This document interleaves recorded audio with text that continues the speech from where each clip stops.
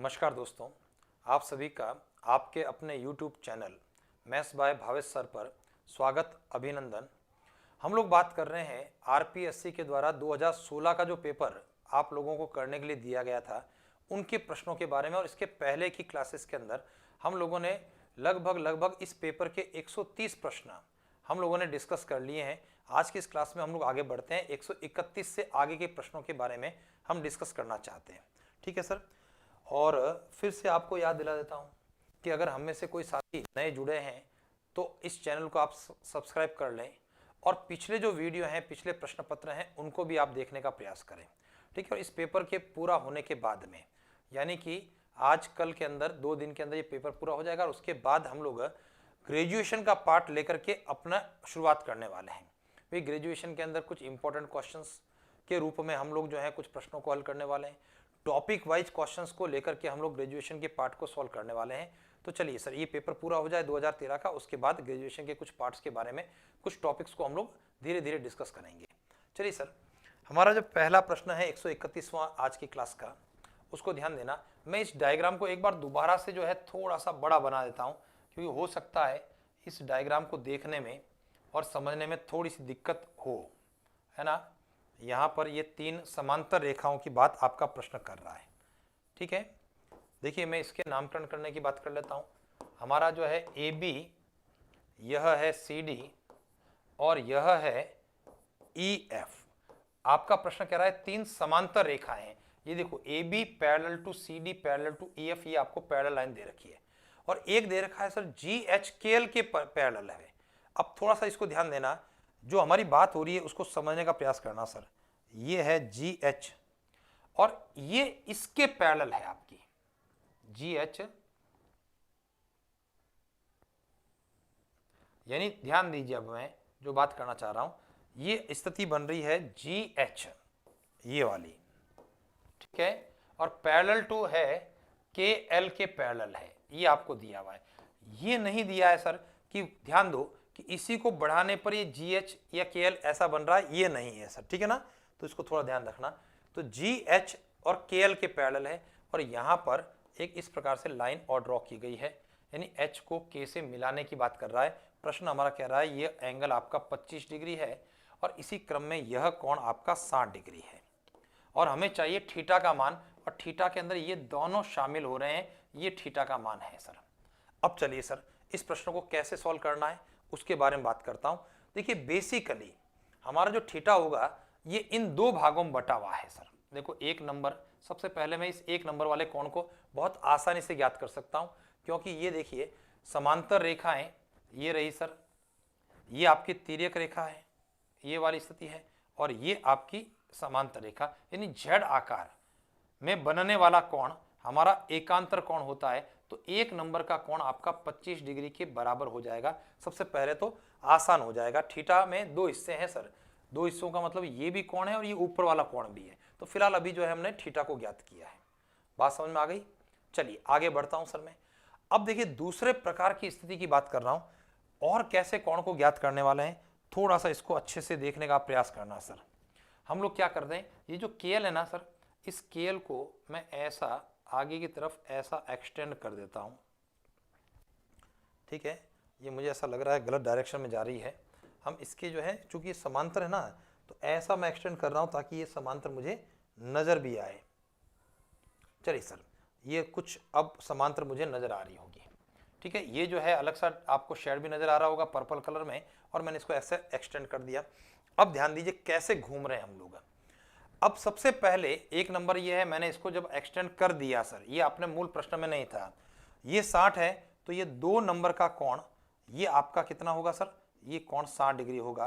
क्यों होगा सर, ये हमारा कोण कैसा है सर, ये संगत कोण है, करस्पॉन्डिंग एंगल है, एक जैसी स्थितियों का कोण है।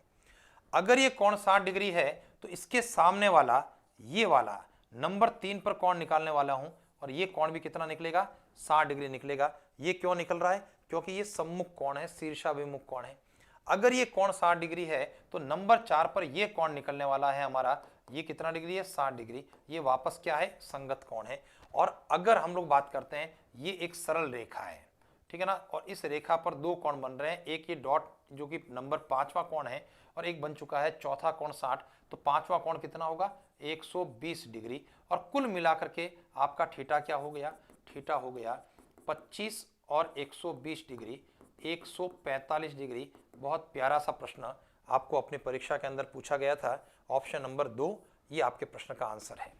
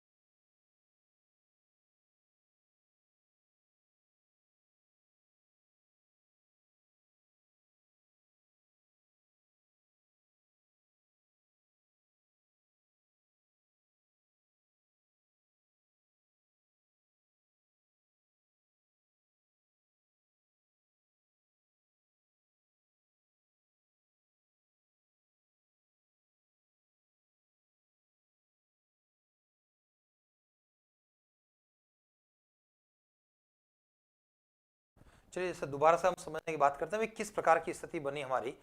वापस से ध्यान देना कि भाई ये कोण 25 था, तो थीटा कोण में एक नंबर तो बहुत आसानी से निकल गया, लेकिन ये जो लाइन थी ना आपकी, ये जो KL, वापस से इधर ध्यान देना, ये KL जो लाइन है आपकी, इसको हम लोगों को ऐसा कि आगे की तरफ क्या करना पड़ा सर, एक्सटेंड करना पड़ा, आगे की तरफ ऐसा बढ़ाना पड़ा, और उसके माध्यम से ये 60 है तो ये 60 डिग्री है, ये आपका जो है 60 के सामने वाला 60 है, ये 60 है, और ये आपका कोण 120 बन करके हमारा आया था। ठीक है ना। तो कुल मिलाकर के आपके दिमाग में आना चाहिए 120 और 25 का जोड़ 145 है। बहुत प्यारा सा है ना, काफी अच्छा सोचने वाला प्रश्न था हमारा। चलिए सीधा सा सरल सा प्रश्न है, एक त्रिभुज की माध्यिकाओं का संपाती बिंदु क्या होता है। देखिए संपाती बिंदु का मतलब क्या होता है सर, संगमन बिंदु से हुआ करता है। और संगमन बिंदु का अभिप्राय क्या, संपाती बिंदु, संगमन बिंदु किसका, माध्यिकाओं का। The intersecting point of medians is known as a centroid. और ये आपका आंसर क्या रहा, माध्यिकाओं का संगमन बिंदु केंद्रक रहा। ऑप्शन नंबर 4 था। देखिए 4 अलग अलग त्रिभुजों के केंद्र होते हैं, माध्यिकाओं का संगमन बिंदु आपका क्या रहा, केंद्रक रहा। ठीक है। शीर्ष लंबों का संगमन बिंदु लंब केंद्र रहा। ठीक है। इसी प्रकार से आपका भुजाओं के लंब समद्विभाजकों का संगमन बिंदु परिकेंद्र होता है, सर्कम सेंटर। और अंतः कोणों के अर्धकों का संगमन बिंदु अंतः केंद्र, इन सेंटर हुआ करता है। चलिए आगे बढ़ते हैं। दो वृत्तों में समान लंबाई के चाप उसके अपने केंद्र पर 60 डिग्री और 75 डिग्री कोण अंतरित करते हैं। उनकी त्रिज्याओं में अनुपात क्या है ना, रेशियो ऑफ देयर रेडियस की बात कर रहा है, और समान लंबाई के चाप की बात कर रहा है। अब आपके दिमाग में आना चाहिए कि चाप की लंबाई का फॉर्मूला क्या है।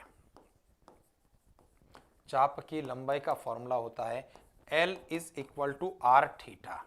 ठीक है। और ध्यान देना है, इस फॉर्मूले को जब आप यूज करते हैं तो थीटा किस में होता है सर, थीटा यहाँ पर रेडियन में हुआ करता है। ठीक है।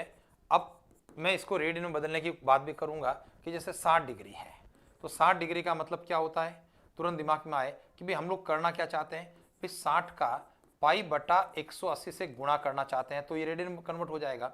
और इसी प्रकार से 75 डिग्री के लिए 75 गुणा पाई बटा 180। देखो मैं चाहता या आप चाहते तो 60 डिग्री को आप पाई बटा 3 लिख सकते थे, लेकिन नहीं लिखा। क्यों नहीं लिखा, क्योंकि जब अनुपात की बात करेंगे तो जो देखो आपके दिमाग में कॉन्सेप्ट आना चाहिए कि भाई हमारे पास में जब L बराबर आर थीटा की बात होती है तो थीटा यहाँ पर 60 डिग्री नहीं होता है। ये कॉन्सेप्ट आए केवल इसलिए मैंने आपसे यहाँ पर पाई बटा 180 की बात की, अदरवाइज आप 60 75 रखोगे तब भी इस प्रश्न का तो उत्तर आएगा। लेकिन हो सकता है 60-75 रखने पर किसी और प्रश्न का उत्तर नहीं आए। कॉन्सेप्ट क्या है, थीटा आपका रेडियन में होना चाहिए। बात समझ में आ गई ना। तो चलिए सर, अब आपका प्रश्न कह रहा है दोनों चाप की लंबाई बराबर है। तो अकॉर्डिंग टू क्वेश्चन अगर चाप की लंबाई बराबर है, दो अलग अलग त्रिज्याओं के वृत्त की बात हो रही है, तो ये r1 θ1 बराबर r2 और θ2 है। तो यहां से त्रिज्याओं के अनुपात की बात कर रहे हैं। r1 r2 का अनुपात क्या होगा सर, उल्टा क्रम θ2 अनुपात θ1 होगा। वापस ध्यान देना, r1 r2 का जो अनुपात रहा वह θ1 θ2 यानी उल्टे क्रम का अनुपात रहा। चलिए θ2 का मान कितना है सर इस प्रश्न में, सीधी सिंपल सी बात है, θ2 यानी दूसरे के यहां पर सेंटर एंगल की बात कर रहे हैं 75 डिग्री, और 75 का मतलब 75 गुणा पाई बटा 180। θ1 क्या रहा आपका, θ1 रहा हमारा 60 डिग्री यानी 60 गुणा पाई बटा 180। जैसा मैंने आपको कहा कि 60-75 रखते तब भी उत्तर आता, क्योंकि पाई बटा 180 यहाँ कटने वाला था। 15 का पहाड़ा लगाया तो 15 के पहाड़े से 15 5 75, 15 चौक 60, और हमारे प्रश्न का उत्तर क्या रहा 5:4। ऑप्शन नंबर 2 आपके प्रश्न का उत्तर हो गया। चाप की लंबाई length of arc L is equal to r theta, और थीटा जो है रेडियन में है, इसको विशेष रूप से ध्यान रखना है। ठीक है, हो सकता है इस प्रश्न में इफेक्ट नहीं पड़ा, ठीक है ना। तो चलिए, दोनों चापों की लंबाई यानी r1 θ1 r2 θ2 बराबर करते हुए r1 r2 का अनुपात उल्टे क्रम में θ2 अनुपात θ1 ले लिया गया। प्रश्न हमारा कहता है दो भुजाओं 8 सेंटीमीटर 11 सेंटीमीटर और परिमाप 32 सेंटीमीटर वाले त्रिभुज का क्षेत्रफल कितना है। इससे आसान सवाल नहीं हो सकता है भाई। देखो, इसके पहले है ना हम लोगों ने को सवाल दे दिया माध्यिकाओं का संगमन बिंदु, ठीक है, त्रिभुज की 3 भुजाएं देकर के उसका क्षेत्रफल। तो हमको इंतजार करना है सर कि भाई कौन सा प्रश्न हम लोग एकदम हिट कर सकते हैं, उसके ऊपर आप पूरा समय दें, उस प्रश्न को अच्छे से करने का प्रयास करें। तो यहाँ पर 8 और 11 सेंटीमीटर दो भुजाएं, परिमाप 32 है। तो मुझे बताइए भुजाएं कितनी हो गई सर। जो त्रिभुज है, त्रिभुज की भुजाएं एक 8 है, दूसरी 11 है। 8 और 11 मिलता है 19 होता है, और जब मैं इनमें से 19 घटाता हूँ तो यहाँ पर कितना होगा सर 13। वापस देख लें, इनको जोड़ लें, क्या ये परिमाप 32 बनता है या नहीं बनता है। तो 13 और 11, 13 14 24, 24 और 8 हो गया पूरा 32, ठीक है ना। तो ये जो है हम हीरोन के फॉर्मूले की बात करने वाले हैं, ये हमारे लिए ए बी और सी का रोल प्ले करने वाला है, ठीक है सर। तो चलिए सबसे पहले हम लोग निकालते हैं एस का मान, जो कि अर्ध परिमाप होता है। ए प्लस बी प्लस सी बटा 2 होता है, यानी 32 बटा 2 होता है, जो कि 16। भाई मुझे वापस जोड़ने की आवश्यकता नहीं, क्योंकि परिमाप हमारे पास में है। और एस का अभिप्राय होता है अर्ध परिमाप सेमी पेरीमीटर, तो 32 का आधा 16 हो गया। अब चाहिए त्रिभुज का क्षेत्रफल। केवल आप हीरों के फॉर्मूले की बात करेंगे, रूट में एस, एस माइनस ए, एस माइनस बी और एस माइनस सी को अप्लाई कर देंगे। तो स्क्वायर रूट एस, एस कितना है सर आपका अर्ध परिमाप के रूप में 16, एस माइनस ए 16 में से इस 8 को घटाने की बात करेंगे 8, एस माइनस बी 16 में से 11 को घटाने की बात कर रहे हैं सर हम लोग, और जब 16 में से आप 11 को घटाएंगे तो 5, और s माइनस सी 16 में से 13 को घटाने पर 3।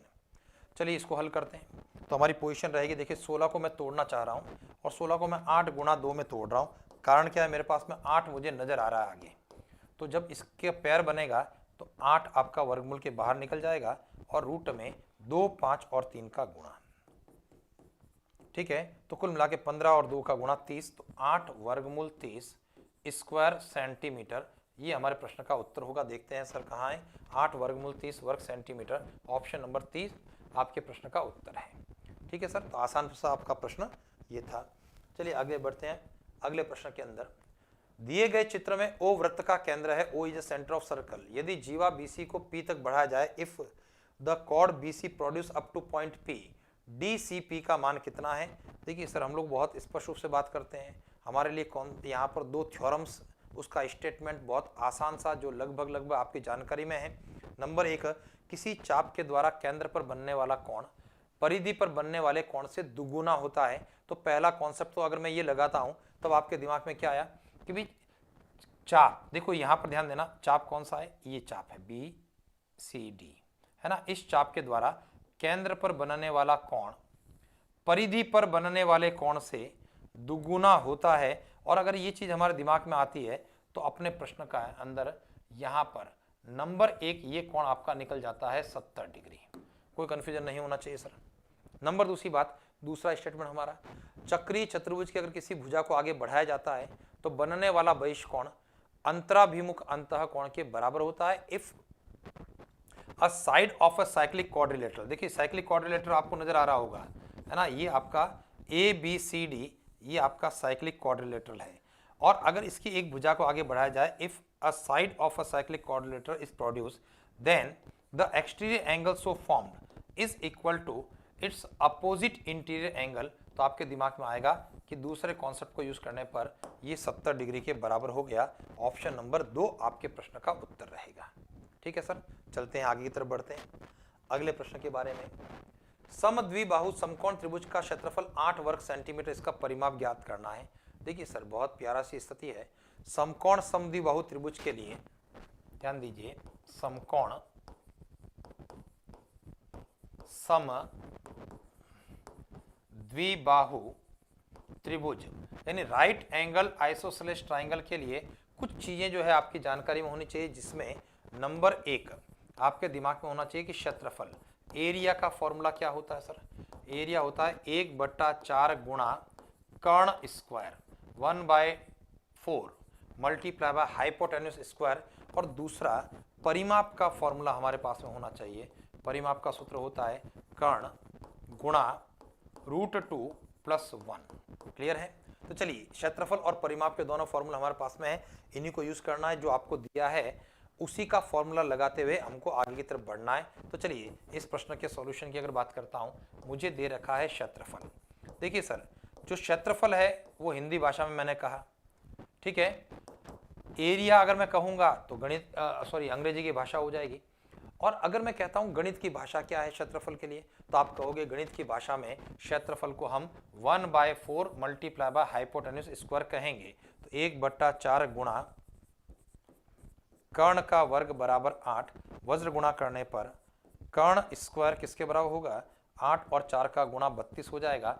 और यहां से वर्गमूल करते हुए कर्ण वर्गमूल 32 होगा। और 32 को मैं ऐसा लिख सकता हूं 16 गुणा 2, जो कि क्या रहा सर? 4 वर्गमूल 2। ये कर्ण का मान आपका निकल करके आ गया। क्लियर है?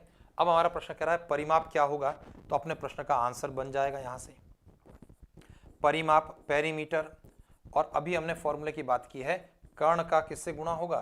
√2 + 1 से गुणा होगा। और जैसे ही कर्ण के लिए 4 वर्गमूल 2 की बात करता हूं और √2 + 1 से गुणा की बात करता हूं, तो 4 √2 का √2 से गुणा, √2 का मल्टीप्लिकेशन 2 और 4 का गुणा 8 और 4 √2 का 1 से गुणा 4 √2 ऐसा सेंटीमीटर। ऑप्शन नंबर 2 आपके प्रश्न का उत्तर रहेगा। ठीक है सर, तो आसान से अच्छा अप्रोच का प्रश्न आपका है। ये दो चीजें जो है समकोण समद्विबाहु त्रिभुज में हमें याद रखनी चाहिए। ठीक है, क्षेत्रफल 1/4 कर्ण स्क्वायर और परिमाप कर्ण गुणा √2 + 1। चलिए आगे बढ़ते हैं। हमारा अगला प्रश्न है, एक त्रिभुज के परिवृत्त की त्रिज्या अंतःवृत्त की त्रिज्या की दुगुनी है तो त्रिभुज कैसा होगा? भाई आपके दिमाग में सीधा आना चाहिए इक्विलेटरल ट्राइंगल समबाहु त्रिभुज में ऐसा हुआ करता है। क्योंकि जब आप समबाहु त्रिभुज के बारे में पढ़ते हैं इक्विलेटरल ट्राइंगल, तो आपके लिए क्या होता है सर? कैपिटल आर का मतलब होता है परिगत वृत्त की त्रिज्या, जो आप पढ़ते हैं कर्ण बटा √3 के रूप में। और अंतर्गत वृत्त की त्रिज्या आप पढ़ते हैं रेडियस ऑफ इन सर्कल कर्ण बटा 2 वर्गमूल 3 के रूप में। और जब मैं यहां से समबाहु त्रिभुज के लिए कैपिटल आर और स्मॉल आर के अनुपात की बात करता हूं, तो कैपिटल आर होता है कर्ण बटा √3, स्मॉल आर हो गया कर्ण बटा 2 √3। एक मिनट सर, यहाँ पर कर्ण गलत शब्द है, वो समकोण अभी तक मेरे दिमाग के अंदर जो है फीड हो गया सर। ठीक है, वापस से सर, कर्ण नहीं है, यहाँ भुजा शब्द है। ठीक है, इसको वापस से एक बार रीराइट कर लेते हैं हम लोग।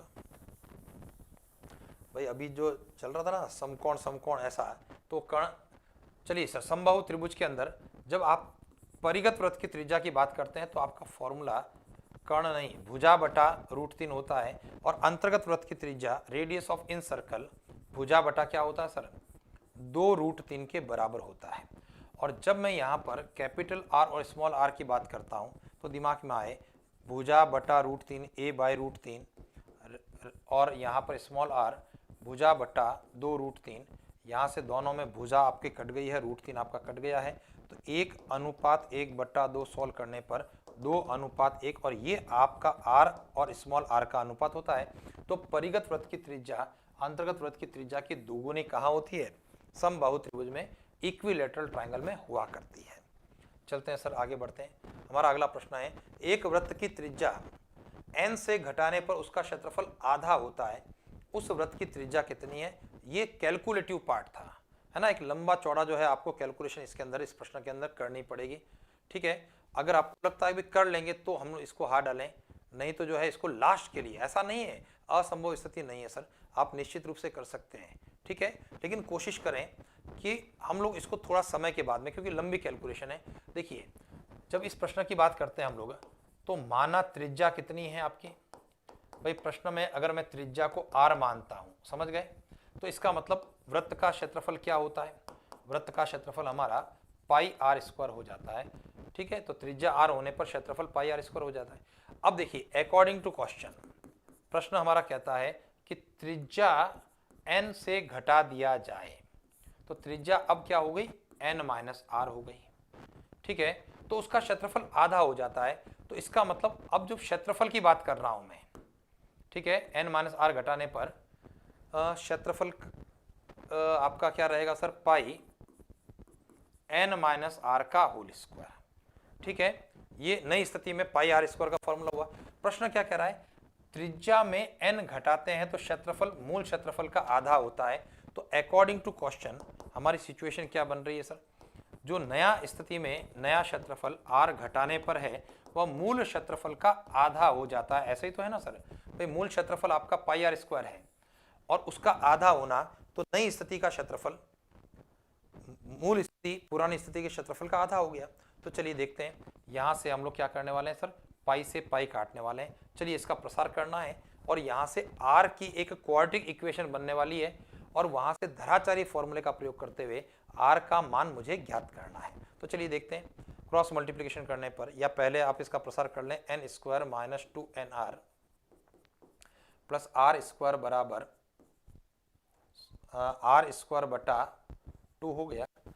इसको हम इधर की ओर शिफ्ट कर दें, r स्क्वायर से घटा दें, तो n स्क्वायर, एक मिनट सर, त्रिज्या n से घटाने पर है, तो यहाँ जो है क्रम उल्टा कर दिया सर मैंने। ठीक है, त्रिज्या n से घटा रहे हैं तो r माइनस n करना है। वैसे परिणाम में जो है फर्क नहीं पड़ना था, त्रिज्या को n से घटा रहे हैं तो r माइनस n हो गया सर, और क्षेत्रफल जो हो गया हमारा r माइनस n का होल स्क्वायर हो गया। पाई, भाई देखिए मैं फिर कह रहा हूं, टेक्निकली सही करने के लिए हम लोगों ने जो है वापस से इस स्थिति पर आए हैं, क्योंकि अभी इसके पहले हम लोग ने ये लिखा था। और आप ध्यान करें कि अगर इसका क्रम में बदलता हूं, माइनस का चिन्ह कॉमन लेता हूं, तो उसका स्क्वायर, परिणाम में कोई अंतर नहीं आता। जो मैं अपनी सिचुएशन को हम लोग सॉल्व कर रहे थे उसमें और इसमें अंतर नहीं आएगा सर रिजल्ट के अंदर। लेकिन टेक्निकली प्रश्न ने कहा n से घटाने पर, है ना। भाई क्या करना चाहिए? त्रिज्या n से घटाने पर, तो आप r माइनस n, त्रिज्या n घटाने पर, n से घटाने पर, चलिए वही पुरानी स्थिति ले लेते हैं सर। त्रिज्या को n से घटाना, यानी त्रिज्या जो r है वो n से घटा रहे हैं। ठीक है, तो ये हो गया पाई n माइनस r का होल स्क्वायर। चले सर, अकॉर्डिंग टू क्वेश्चन हमारी जो स्थिति बन रही है वह है मूल स्थिति में क्षेत्रफल पाई n माइनस r का होल स्क्वायर क्या रहा? 1/2 पाई r स्क्वायर के बराबर रहा। पाई से पाई दोनों पक्षों में काट लेते हैं, प्रसार करने पर n square minus 2nr plus r square बराबर 1/2 r स्क्वायर। ये r स्क्वायर को इधर की ओर शिफ्ट करते हैं तो पोजीशन हमारी क्या बन रही है? n square minus 2nr plus r square by 2, एक में से आधा चला गया तो आधा बच गया। 2 को वज्र गुणा करने पर हमारी पोजीशन बनेगी 2n square minus 4nr plus r square बराबर 0। ठीक है, यहां से मुझे n का मान ज्ञात करना है, सॉरी r का मान ज्ञात करना है। तो r की घटती हुई घातों में मुझे इसको अरेंज करना है। तो r square minus 4nr plus 2n square बराबर 0। चलिए सर सॉल्व करते हैं इसको। हमारा जो रिजल्ट क्या रहने वाला है सर? r का मान minus b plus minus root में b square minus 4ac upon में 2a, सॉल्व करने पर -4n plus minus square root b square, इसका मतलब हो गया 16n स्क्वायर -4, a का मान 1 और c का मान है 2n स्क्वायर अपॉन में 2, a का मान हो गया 1। आगे की तरफ बढ़ते हैं तो देखिए हमारी पोजीशन क्या बन रही है, इसको मैं सीधा लिखना चाहता हूँ। तो ये हो गया आपका 4n। देखिए प्लस माइनस का निशान है तो एक प्लस ही ले लेते हैं हम लोग, ठीक है। दोनों स्थितियों में प्लस का निशान ले लिया हमने। 16n स्क्वायर में से ये 8n स्क्वायर चला गया तो पीछे क्या बच गया, 8n स्क्वायर पीछे बच गया सर, है ना। और 8n स्क्वायर का जो वर्गमूल करूंगा तो 2 वर्गमूल 2n हो गया सर, ठीक है, अपॉन में 2। चलिए ऊपर से और नीचे से 2 कॉमन लेकर काट लेते हैं। तो ये 2 कॉमन लेकर कट गया सर, ये आपका 1 टाइम्स, ये 2 टाइम्स। और कॉमन क्या बन रहा है, यहाँ से √2n कॉमन बच गया और बना क्या पीछे, √2 + 1। ये आपके प्रश्न का आंसर होना चाहिए। लेकिन अब आप देख रहे हैं कि ये उत्तर तो आपके पास में किसी भी ऑप्शन के अंदर नजर नहीं आ रहा है। तो अब आप क्या कर रहे हैं, उस उत्तर को मिलाने के लिए यहाँ पर जो वर्गमूल का पद है उसके विपरीत चिन्ह से आप गुणा भाग कर रहे हैं। तो चलिए मैं यहाँ से इस चीज को स्पष्ट करता हूँ आपके लिए। ये पोजीशन है √2n और √2 + 1। हम लोग क्या कर रहे हैं, इसके विपरीत चिन्ह से, यानी √2 - 1 से ऐसा गुणा भाग कर दिया मैंने। तो पोजीशन क्या बन रही है, अब आप सोच पा रहे हैं, a + b, a - b का फॉर्मूला a² - b² √2 का स्क्वायर 2 - 1 यानी 1। तो फाइनल अपना आंसर क्या रहा, √2n अपॉन √2 - 1। ये आपके प्रश्न का आंसर रहेगा, n √2 अपॉन √2 - 1, ऑप्शन नंबर 1 रहा। यानी थोड़ा सा कैलकुलेटिव पार्ट था, यानी कई जगह हम लोगों को अलजेब्रा के अंदर घुमा दिया, ठीक है। वापस ध्यान देना, मूल रूप से त्रिज्या हमारी r रही। प्रश्न कह रहा है त्रिज्या n से घटाने पर। अब ध्यान देना, अगर इसका मीनिंग के अंदर मैं फिर कह रहा हूं n से घटाने पर, तो n में से r घटाया, या अगर हम लोगों ने r में से n घटाया तो परिणाम में कोई परिवर्तन नहीं होगा। कारण सीधा सा है कि भाई यहाँ पर n - r का होल स्क्वायर करूंगा, अगर r आगे रखता हूं और n पीछे रखता हूं तो यहाँ पर r - n का होल स्क्वायर का भी परिणाम वही होगा। भाई दो पद a² b² तो आपके पॉजिटिव आएंगे और जो 2ab होगा वो नेगेटिव होगा। तो अगर n आगे रहे r आगे रहे उससे कोई फर्क नहीं पड़ता, ठीक है ना। तो जैसे भी आपको समझ में आता है कि लैंग्वेज में उस हिसाब से। और r के पदों के अंदर अगर आपने यहाँ r में से n को घटाया होता तो फिर मुझे इसका क्रम बदलने की आवश्यकता नहीं होती, सीधा r की हमारे पास में समीकरण बन जाती और r का मान धराचारी फॉर्मूले से आपको ज्ञात करना चाहिए। फिर आपका उत्तर इस प्रकार से आ रहा है और इस उत्तर को वापस से अपने 4 ऑप्शंस में मैच करने के लिए, मिलाने के लिए √2 - 1 से गुणा भाग भी किया गया है, ठीक है। तो थोड़ा सा लंबा प्रश्न था, आगे बढ़ते हैं। अगला प्रश्न है 3 × 3 अवयव p के सभी अवयव 1 है। ध्यान दीजिए, एक अवयव है सर हमारे पास में 3 × 3 और सवाल कह रहा है सभी अवयव जो है वो 1 के बराबर है। ये आपकी मैट्रिक्स है p। हमारा प्रश्न कह रहा है p² - 3p किसके बराबर है, p² - 3p का मान चाहिए। तो p² 1 1 1 1 1 1 1 1 1, पहले p² करेंगे 1 1 1 1 1 1 1 1 1 और माइनस में 3, p का मान 1 1 1 1 1 1 1 1 1। चलिए सर मैं इसका गुणा करना चाहता हूं, और जब मैट्रिक्स के गुणनफल की बात आएगी तो पंक्ति और स्तंभ का गुणा होगा। तो आप ये पंक्ति के 3 अवयव और ये स्तंभ के 3 अवयव, एक का गुणा इस एक के साथ में एक, इसी क्रम में इस एक का गुणा इस एक के साथ में, और यहां पर जो एक है इस एक का गुणा इस एक के साथ में। कुल मिलाकर क्या हो रहा है सर, 1 + 1 + 1 हो रहा है, ठीक है। तो इसका मतलब ये 3 आ जाएगा। पहली पंक्ति के 3 एक है और पहले स्तंभ के 3 है, तो 1 1 1 1 1 1 का गुणा 1 1 1 3। और यही देखो, पहली पंक्ति दूसरा स्तंभ, पहली पंक्ति तीसरा स्तंभ, दूसरी पंक्ति, है ना, उसके साथ में तीनों स्तंभों की बात करेंगे तो परिणाम आपका 3 3 3। और यहाँ पर 3 से गुणा करने पर सभी अवयवों का गुणा होगा, 3 3 3 के रूप में होगा। तो कुल मिलाकर के देखिए हमारा रिजल्ट क्या रहेगा सर, 0 0 0 0 0 0 और 0 0 0। इसका मतलब क्या हो गया सर, शून्य मैट्रिक्स आपकी प्राप्त होने वाली है। 139 का ए आपके प्रश्न का उत्तर होगा। चलते हैं आगे की ओर। हमारा प्रश्न है ABC एक समांतर श्रेणी के P Q और R पद है और गुणोत्तर श्रेणी के भी P Q और R पद है। ध्यान दीजिए सर, जब भी इस प्रकार से आपका कोई प्रश्न होता है हमारा, तो उस स्थिति के अंदर हमारा जो उत्तर है वो निश्चित रूप से क्या होता है सर, एक होता है। आप इसके अंदर जो है चाहें तो आप कर लें कि भाई ए बी सी को आप मान सकते हैं समांतर श्रेणी में, पी क्यू आरवें पद हैं, और गुणोत्तर श्रेणी के भी वो पी क्यू और आरवें पद है। और ये तभी संभव है सर कि जब आपकी जो है 1 1 1 2 2 2 3 3 3 वाली आपकी स्थिति बने, तभी वो स्थिति रहेगी। क्योंकि देखो जो समांतर श्रेणी के पद हैं ए बी सी, वो भी पीवें क्यूवें और आरवें पद हैं, और गुणोत्तर श्रेणी के भी पीवें क्यूवें पद भी वही है।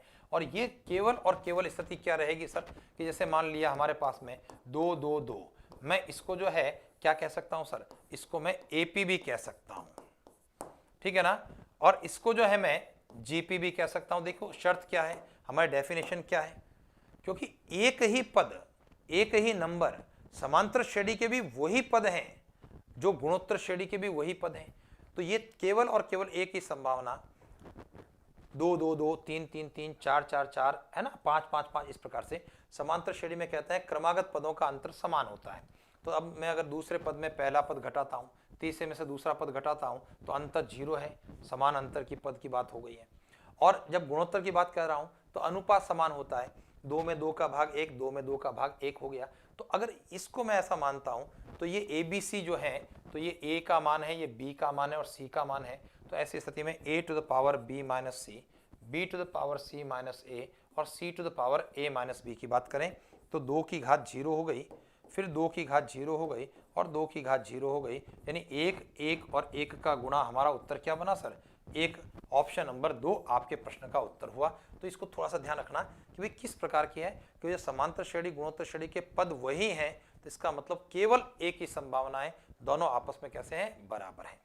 तो चलिए सर, आज की इस क्लास में हम लोग इतनी बात करने वाले हैं, है ना। अगली क्लास के साथ में जो है पीछे बचे हुए प्रश्नों के साथ में 2016 की भर्ती परीक्षा का ये प्रश्न हम लोग कंप्लीट कर चुके होंगे, और उसके बाद में कुछ समय तक, है ना, हम लोग कुछ अच्छे से प्रश्न ग्रेजुएशन लेवल के करने वाले हैं। तो बने रहेंगे आप अपने खुद के चैनल के ऊपर, मैथ्स बाय भावेश सर, और अपने दोस्तों को भी चैनल को सब्सक्राइब करने के लिए आप उनको मोटिवेट करें।